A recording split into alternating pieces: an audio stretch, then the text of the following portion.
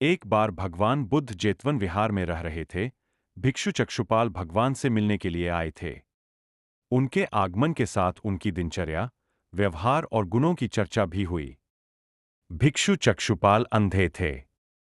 एक दिन विहार के कुछ भिक्षुओं ने कुछ मरे हुए कीड़ों को चक्षुपाल की कुटी के बाहर पाया और उन्होंने चक्षुपाल की निंदा करनी शुरू कर दी कि उन्होंने इन जीवित प्राणियों की हत्या की।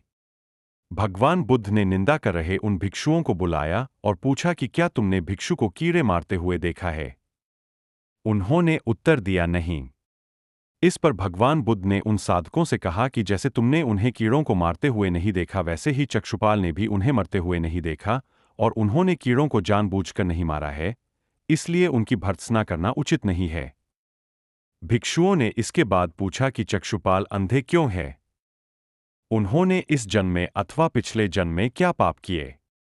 भगवान बुद्ध ने चक्षुपाल के बारे में कहा कि वे पूर्व जन्म में एक चिकित्सक थे।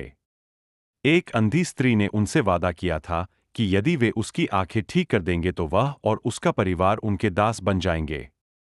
स्त्री की आंखें ठीक हो गईं, पर उसने दासी बनने के भय से यह मानन से इनकार कर दिया। चिकित्सक को तो पता था कि उस स्त्री की आंखें ठीक हो गई है, वह झूठ बोल रही है। उसे सबक सिखाने के लिए या बदला लेने के लिए चक्षुपाल ने दूसरी दवा दी।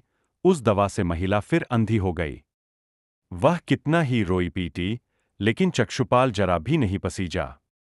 इस पाप के फलस्वरूप अगले जन्म में चिकित्सक को अंधा बनना पड़ा।